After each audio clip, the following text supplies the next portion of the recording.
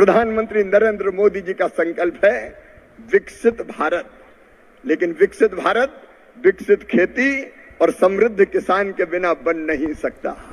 किसान की समृद्धि जरूरी है और इसलिए हमने तय किया, अभी देवेंद्र जी भी बता रहे थे, अजीत दादा भी बता रहे थे, अगर किसान की खेती फायदे की होनी है तो हमें 6 उपाय करने होंगे।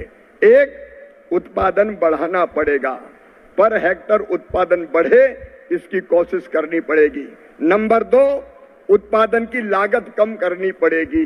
अभी मैं मिला सवेरे से कई किसानों से, इतना खर्चा बढ़ गया है, एक के बाद एक बीमारी आती है तो एक स्प्रे, फिर दूसरा स्प्रे, फिर तीसरा स्प्रे, और कई किसान तो इसलिए करते हैं कि जरूरत है स्प्रे की, कई इसलिए भी करते हैं कि रामलाल कर रहा है तो श्यामलाल भी कर दे ताकि मेरी फसल में कोई नुकसान ना हो। बिना देखे ही स्प्रे चल रहे हैं कई जगह। जैसे मैं अभी कल उत्तर प्रदेश में था, परसों, वहां गन्ने में एक कीड़ा लगता है, वो कीड़ा रहता है तने के अंदर और स्प्रे दवाई कंपनियां करवाती है गन्ने के ऊपर, वो कीड़ा मरता ही नहीं है। बेमतलब कई बार फालतू खर्चा हम करते चले जाते हैं, इससे हमारा खर्चा बढ़ता है, मुनाफा घटता है, और इसलिए जरूरी है कि बीमारियों को हम ढंग से पहचान पाए। तो लागत भी घटाना, लागत के ठीक दाम देना, और नुकसान हो जाए तो उसकी भरपाई का इंतजाम भी करना। अभी प्याज की फसल को असमय बारिश के कारण नुकसान पहुंचा है, महाराष्ट्र की सरकार पूरी तरह से गंभीर है, और प्रधानमंत्री फसल बीमा योजना के तहत जिन्हें बीमा करवाया है, दिल्ली से भी हम किसानों की सहायता में कोई कसर नहीं छोड़ेंगे।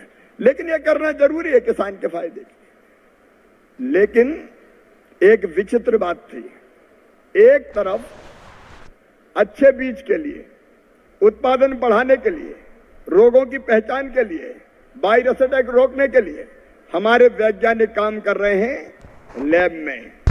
अलग अलग 113 इंस्टीट्यूट है हमारे ICAR के, भारतीय कृषि अनुसंधान परिषद के वैज्ञानिक बैठे हैं लैब में, और किसान काम कर रहा खेत में।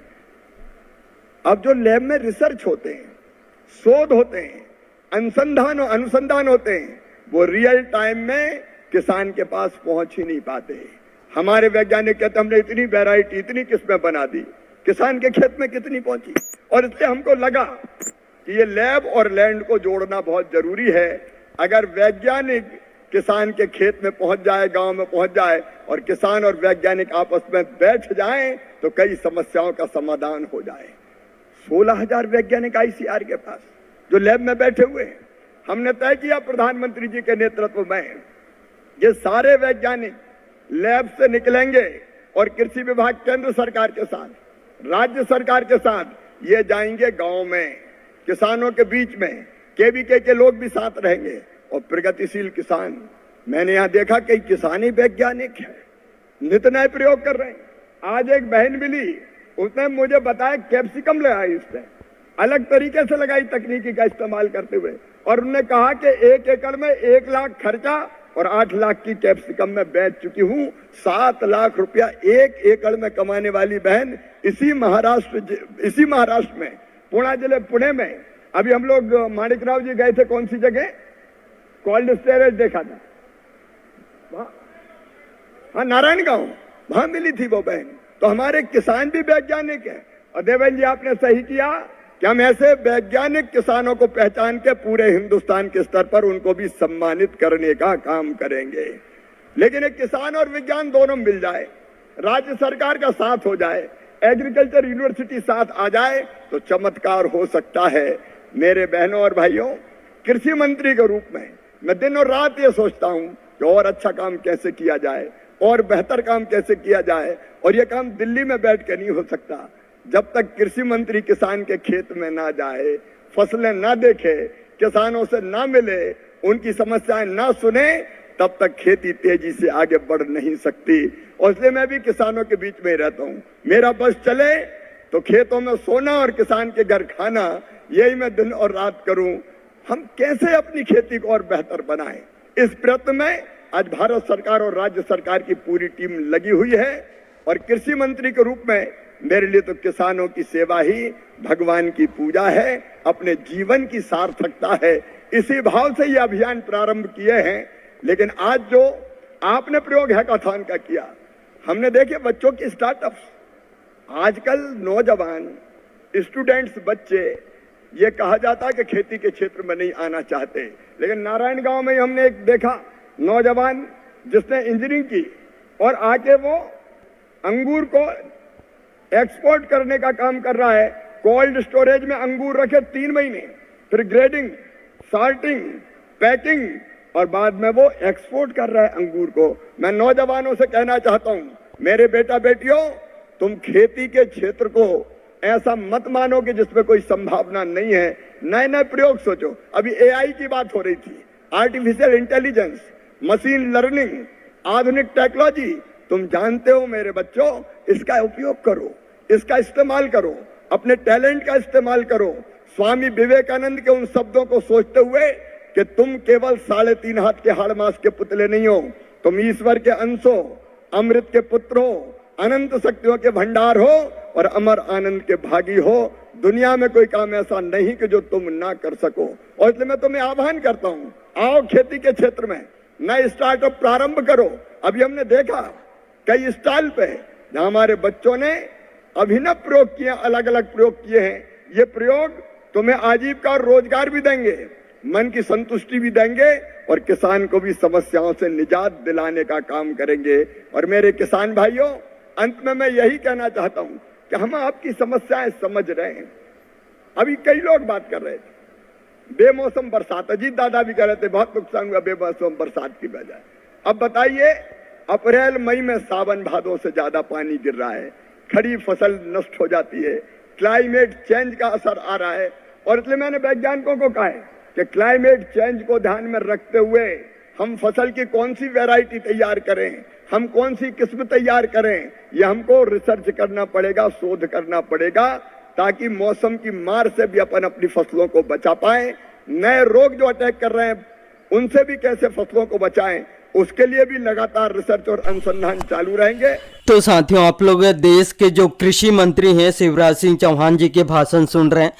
और शिवराज सिंह चौहान जी ने दोस्तों जितने भी योजना चला रही है किसानों के लिए, सभी योजनाओं के बारे में विस्तार से जानकारी दे रहे हैं। और दोस्तों जब से शिवराज सिंह चौहान जी ने कृषि मंत्री बने हैं तब से दोस्तों लगातार किसानों के हित में काम कर रहे हैं। चाहे वो किसानों को दोस्तों इनमें आर्थिक सहायता देने की बात हो, चाहे इसमें अन्य सुविधाएं हैं, उन सभी योजनाओं के बारे में बात करें तो दोस्तों कृषि मंत्री शिवराज सिंह चौहान जी ने किसानों को दोस्तों उनकी आर्थिक सहायता में मदद के लिए पूरी तरह से दोस्तों काम कर रहे हैं। और दोस्तों जब से कृषि मंत्री बने हैं तब से दोस्तों लगातार किसानों के हित पर ही काम कर रहे हैं साथियों। और किसानों की आर्थिक सहायता में मदद के लिए दोस्तों इसमें किसानों को दोस्तों इसमें कृषि मंत्री ने अलग से इसमें 6,000 रुपये किसानों को दे रहे हैं। वही दोस्तों इसमें पीएम मोदी ने पीएम किसान सम्मान निधि योजना के अंतर्गत इसमें किसानों को 6,000 रुपये अलग से दे रहे हैं और किसानों को इसमें सालाना 12,000 रुपये मिल रहे हैं साथियों। और इस बार जारी होने वाले हैं दोस्तों पीएम किसान सम्मान निधि योजना का जो 20वीं किस्त है। और किसान जितने भी पीएम किसान सम्मान निधि योजना के लाभार्थी हैं और इसमें पीएम किसान सम्मान निधि योजना के जो 20वीं किस्त को लेकर बेसब्री से इंतज़ार कर रहे हैं, उन सभी किसानों का इंतज़ार बहुत जल्द इसमें ख़त्म होने वाला है साथियों। इसमें दोस्तों पीएम किसान सम्मान निधि योजना का जो 20वीं किस्त को लेकर बड़ी अपडेट निकल के आ रही है। बहुत सारे इसमें जानकारों का कहना है कि जो पीएम किसान सम्मान निधि योजना का जो 20वीं किस्त है साथियों, बहुत सारे साथियों ने इसमें बता रहे थे कि 15 जुलाई को जारी करेंगे करके, लेकिन साथियों पीएम मोदी ने दोस्तों एक बार फिर से इसमें अपडेट दे दी है। जानकारों का कहना है कि इसमें 25 जुलाई को पीएम किसान सम्मान निधि योजना का जो 20वीं किस्त जारी करेंगे। और इसके लिए साथियों जितने भी केवाईसी नहीं करवाए हैं ऐसे किसानों को पीएम किसान सम्मान निधि योजना का जो 20वीं किस्त नहीं मिला है, आप लोग अभी तक केवाईसी नहीं करवाए हैं तो साथियों आप लोग अपना केवाईसी कंप्लीट करा लीजिएगा। साथ में आप लोग अपने आधार लिंक भी करा लीजिएगा और बैंक में डीबीटी ऑन भी करा लीजिएगा, तभी आपको दोस्तों पीएम किसान सम्मान निधि योजना का जो 20वीं किस्त मिलेगा साथियों।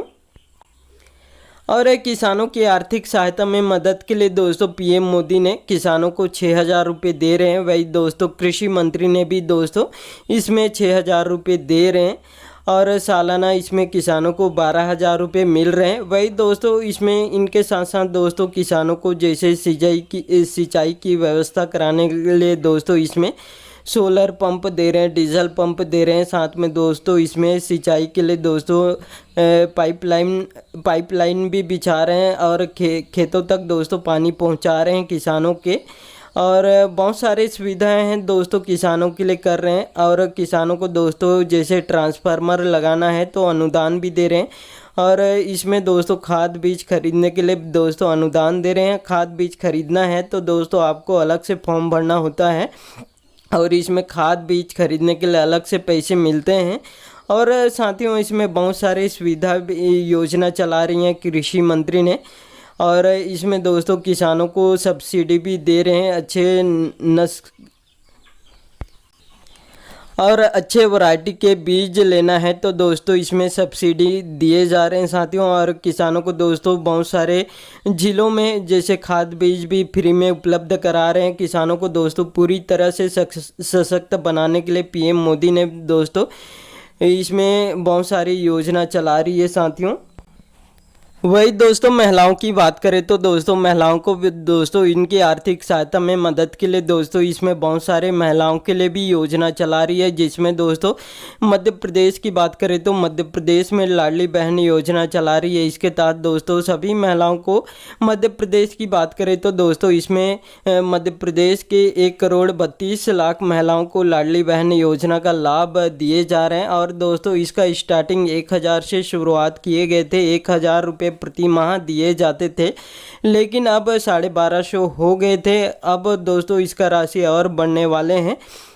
रक्षाबंधन तोहफा के रूप में दोस्तों इसमें कृषि मंत्री ने 250 और तोहफा के रूप में जितने भी जो लाडली बहन योजना के अंतर्गत लाभार्थी महिला हैं उन सभी महिलाओं को प्रत्येक माह दोस्तों इसमें 1,500 रुपये मिलने वाले हैं।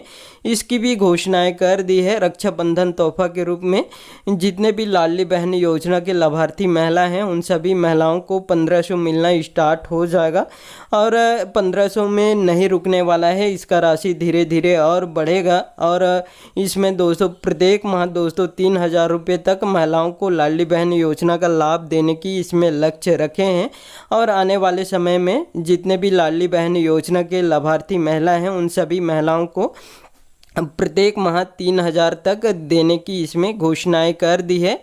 और दोस्तों पीएम मोदी ने इसमें लखपति दीदी बनाने वाली योजना भी चला रही है। इसके तहत दोस्तों देश के 3 करोड़ महिलाओं को लखपति दीदी बनाने वाली योजना से जोड़ रहे हैं साथियों। और इसमें लगातार महिलाएं हैं, गरीब परिवार हैं, इनके हितों पर भी काम कर रहे हैं। साथ में देश के प्रधानमंत्री मोदी ने एक बार फिर से 3 करोड़ नए आवास बनाने की घोषणाएं कर दी है।